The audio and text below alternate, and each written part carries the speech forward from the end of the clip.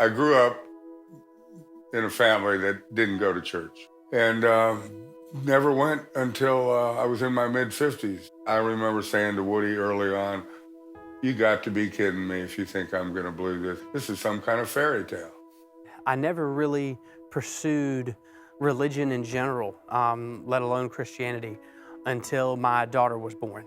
I started to really understand that there was something bigger than us, and I started to ask questions. I grew up in a religious Christian home, but as I moved away from home and went to college, I got a degree in biology with a lot of classes in evolution. And during that time frame, I really became a devout atheist and was for most of my adult life. I really started to pursue a relationship with a superior being, if you will, when my daughter was born. I started to wonder, you hear the statement, you're supposed to be a God-fearing man. I was very skeptical of why would you fear something that is supposed to be good? And the idea of completely giving yourself over to Christ. During this process, I got to a point to where I was becoming frustrated with the questions because I was trying to answer them myself. I kind of slowed down and I reached out to Jeremy. And me and Jeremy had an open discussion about some of the questions that I had. The thing that helped with taking the next step was when I opened these questions I had to somebody else's input. I thought that all religions, organized religions, were just made up by men, mainly to satisfy their fear of death. I started to think there was a God when I witnessed the miracle of my son's birth. I went to encounters back when it was about 15 people, and I didn't have a relationship with God. It was more of an academic pursuit. I'd gone on that threshold forever of I want to believe, but I just can't make myself. And God did it. And I stepped across the line and accepted Christ.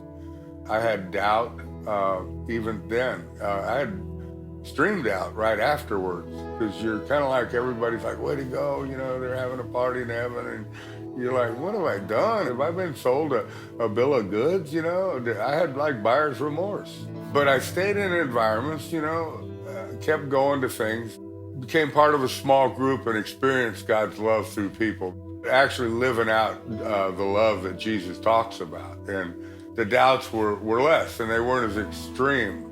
So there was a point for me in my life when I moved from being an atheist to an agnostic. And at that point I decided, okay, God, I know that you're real, but I'm not going to be a Christian just because my parents were. So I decided that I was going to research all world religions.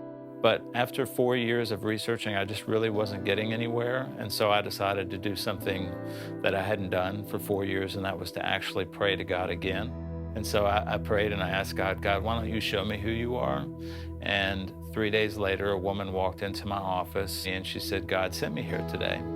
And my first thought was, it's Lynchburg. Everybody thinks God is sending them somewhere. But then she stopped and looked at me and she said, but by God, I don't mean the God of the Hindus, the Muslims, or the Buddhists, but God, the Father of Jesus Christ that died for your sins. I just felt like I had a huge weight lifted off of me. The problem was at that point, I didn't know how to access that. Fortunately, one day I got invited to breakfast with Woody, and he shared the gospel with me, and I gave my life to Christ, and everything has been completely different since.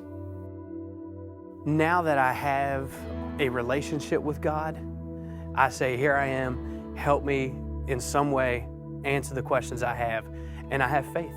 To this day, I have doubt about parts of the Bible being written to be taken literally. I'm skeptical of everything, but I try not to be cynical. My doubt never keeps me from believing that God is in control and Jesus is who he says he is. I think in order for us to really experience faith, I think in some ways doubt has to be there. So I don't think the question is, do we experience doubts? I think the question really should be, what do we do when we experience doubts? Am I going to act on my faith in God, or am I going to act on the doubts that I have?